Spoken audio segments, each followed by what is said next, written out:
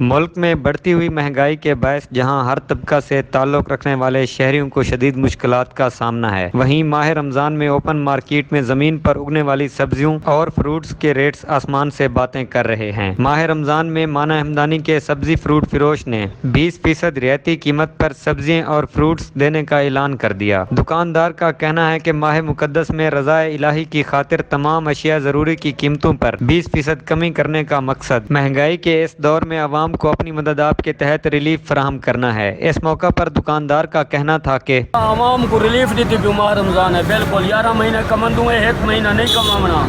پنجاب حکومت پائی کے جاتے ہیں دیتی پیسہ سبزیاں دیتی پیوں۔ دوسری جانب فروٹس کی قیمتوں کے حوالے سے اگر بات کی ہے تو فروٹس کی قیمتوں میں نمایاں کمی کر کے مقامی دکاندار کی جانب سے عوام کو ریلیف فراہم کیا جا رہا ہے۔ سیب 250 روپے کلو ہے، مالٹا 150 180 روپے کلو ہے، ٹھیک ہے، امرود 120 روپے کلو ہے۔ شہریوں کا کہنا ہے کہ حکومت وقت کو چاہیے کہ ماہ رمضان میں تمام اشیاء ضروری پر سبسڈی دیں تاکہ عوام الناس بہتر انداز میں سحر و افطار کر سکے۔